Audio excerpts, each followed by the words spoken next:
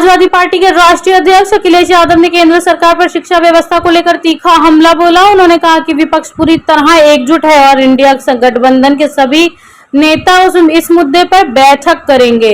अखिलेश यादव ने कहा कि इस केवल राजनीतिक लड़ाई नहीं बल्कि देश के युवाओं के भविष्य का संघर्ष है।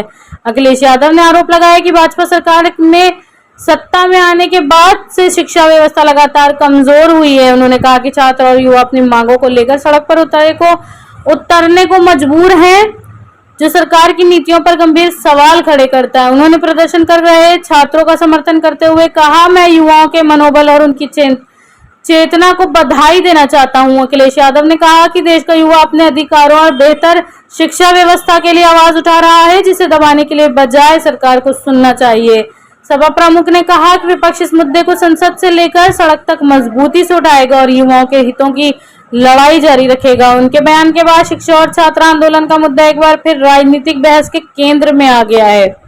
यूनिवर्सिटी की एजुकेशन का, एग्जामिनेशन का ये जो संघर्ष है बड़ा है। जब से भारतीय जनता पार्टी सरकार में आई है, इसने शिक्षा को चौपट कर दिया है।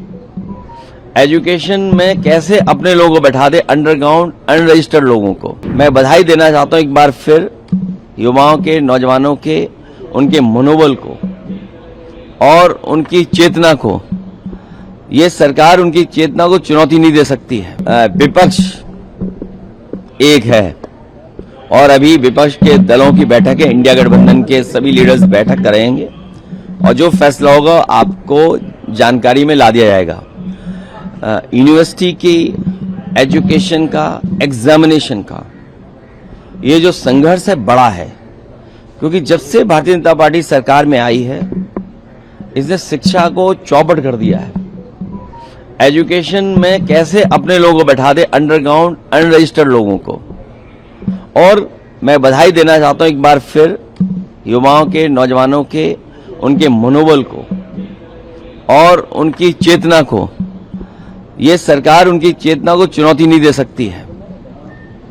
जिस तरह से एक बिल आ रहा है, टास्क फोर्स भी बनाई है सरकार ने, क्या कहेंगे? नहीं, अच्छी बात है। ये टास्क फोर्स और इतने बुद्धिजीवी लोगों को, और ये पहले से बुद्धिजीवी लोग रहे हैं सदन में या उन्होंने बहुत अच्छे स्थानों पे काम किया है। सरकार आज क्यों बना रही है? 2014 में क्यों नहीं बनाया? और अगर जो 2014 से बने होता तो देश हमारा विकसित और जल्दी हो गया होता। सदन चलेगा। अभी इंडिया गठबंधन के लीडर्स की बैठक है, मेरी जानकारी में नहीं आया है अभी बैठक के बाद आपको बता देंगे। एक और सवाल है, असदुद्दीन ओवैसी कह रहे हैं कि समाजवादी पार्टी दरवाजा खोले उनके लिए उत्तर प्रदेश में, वो आना चाहते हैं, बाद में पछताए नहीं। आप दरवाजा नहीं खोल रहे हैं? क्या चीज? बाद में देखिए, पछताए नहीं। किसी से उलझो मत, किसी से उलझो मत, किसी से उलझने की जरूरत नहीं है। जो रास्ता हम लोग चल करके आ रहे हैं उसी रास्ते पे चलेंगे। पीडीए, सामाजिक न्याय के राज की स्थापना, संविधान के तहत हक और सम्मान दिलाना, उसी रास्ते पर हम लोग चलेंगे। और अभी बीजेपी को हराया भी हम लोगों ने। अभी जो गठबंधन है, जिस गठबंधन में हम सब लोग हैं, अभी तो बीजेपी को हराया और कितनी महत्वपूर्ण सीटें हराई हैं। तो पीडीए का साथ और सामाजिक न्याय के स्थापना की बात लगातार हम लोग करते रहेंगे और उसी रास्ते पर चलेंगे। अगले सर, अभी आप जिस तरह से आप लगातार सड़क में भी कांग्रेस के साथ में हैं, अब चुनाव में भी आप कांग्रेस के साथ तो अभी